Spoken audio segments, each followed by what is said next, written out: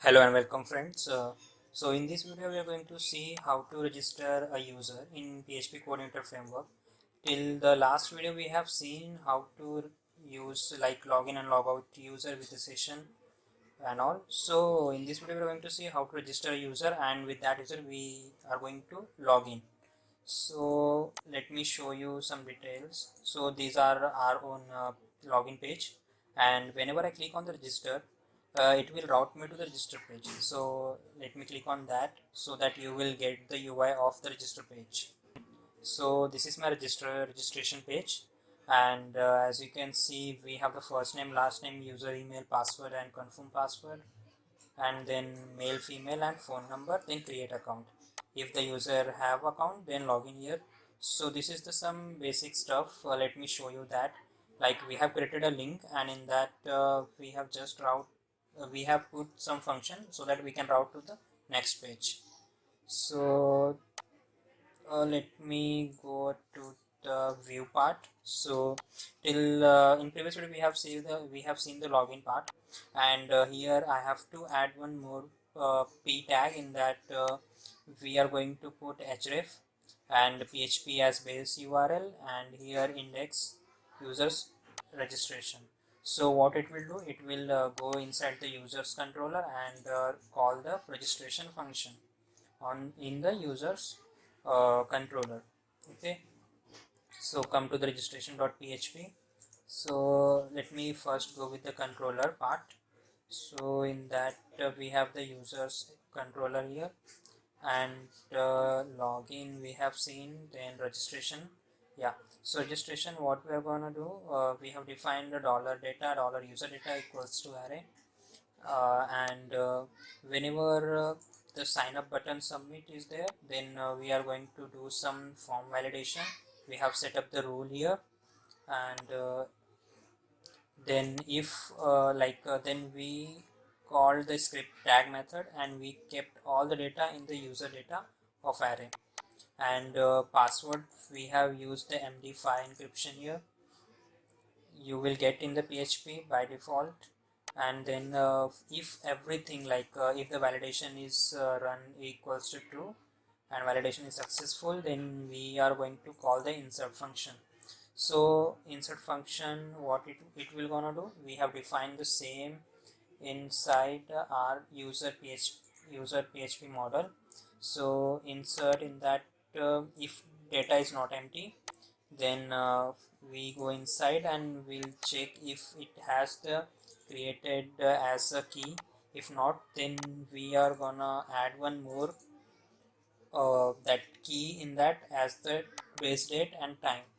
Then we are gonna call the insert function db insert, and table is my users, and then we are going to pass the dollar data. So it will just call the insert function of the database, and it will insert all the data in that, and it will return me the id of my these inserted data. Okay, otherwise it will return me to the false. And then what we have done, like if the insert is successful, then we'll show the message to the user as your account has been successfully created, please log into your account, and we'll redirect to the login page. Okay, if any problem occurred during that, then we'll just show the message in the error message, and like if the validation is not true, this is the validation part. In that else, we are going to call the please fill all mandatory fields. Okay, so like this is the by default. If the the post method is not sign up submit, then we are gonna set the user data inside the user, and we are gonna call to the user registration view. Okay, so just let me go to the registration.php page. Inside that, first we are going to check if the message is empty or not, error message is empty or not, or the success message is empty or not. On the basis of that, we are going to show the alert like error message and success message there. And in that, we have created one form as the method as the post, and first name, last name, and here we are going to check like is empty or not. So this is the required one, and this part is for like whenever user enters something, and if the validation got failed, then it will set the previous value in that. For that we have used this one. And like whatever the validation coming from the PHP side, we are gonna show them in as the PHP form error. Okay, so for the last name we have done the same thing, required here, and this one for the previously entered some data, and if the validation got failed, then these data should not be fetched. Same for the email password, confirm password. Okay, then we have this gender part, checked and unchecked, and then we have the radio button here, and here we have the phone number. So like this we have added details, and this is the main thing, sign up submit. In that basis, on that we are going to validate inside the user.php, we are going to validate this is the submit sign up call there. Okay, now registration, we are on the registration. So after this button we are going to put one href tag here. We if the user is already registered, then we are going to call the user slash login page again.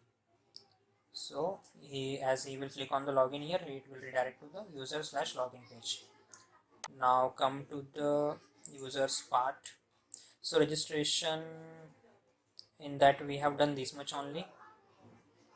Okay, and model, let me show the model also. So model, in that we have done like insert part, and we after the successful insert we are just returning the data like ID which we have inserted there. And this get rows function is very important, like I will show you that one in the required when we have set to call the set rules function. In that we have called the valid email and callback email check. This will call the function email check, and let me show that email check function. In that we are passing the email, and we are checking uh, in the database like get rows of the str. So as you will see, get rows of the email, it will check, it will pass the email, and it will return some data if the data is found. Like if check email is greater than 0, then this given email is already existing in the database, it will throw the error in that. Okay, and return the false. So like this, the custom validation we can do as well in our coordinator. So let me show you the demo here. So I hope and if you see the password and confirm password, we have put the required, and as well we have checked the matches with the password. If it is matched successful, then it will give me the validation run as true, otherwise it will give me the false. So these are the inbuilt coordinator feature you can use in your project. So now let me show you the demo here. So I will click on the register.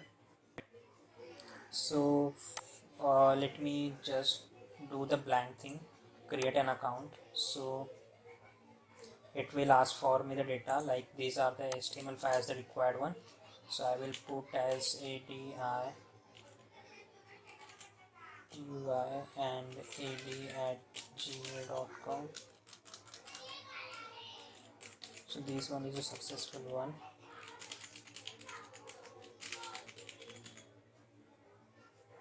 Okay, and create an account. If everything is successful, then user account registration has been successfully completed. Please log into your account. So if you see in the database whatever we have added, so as you can see, this data has been added here and created as the date time and status as an active as one. Okay, so if I will add login with that user, it will show me the success page, and it will route me to the account.php page which we have seen in the previous video. So we have in the account.php page. let me log out and we'll check one by one the confirm password and success password here.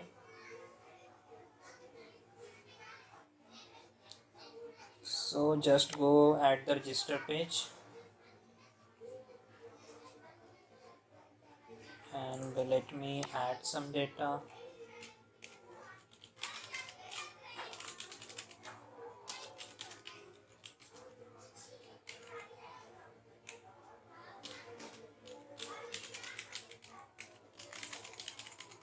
Okay, I'm doing some random data here. Just create an account. We'll get some error. Please fill the all mandatory field, as we are getting two errors. The given email is already exist and the confirm password does not match with the password field. Okay, so like this we have done with the registration page. If you have any doubt, any question, then please put in the comment section. I will definitely reply on that. So in next video we are going to see the part of the sixth part, like account page with the header, user info and all. Like we'll check some more data there. And yeah, so please do subscribe to my channel, friends, for next part of this video. Thank you so much.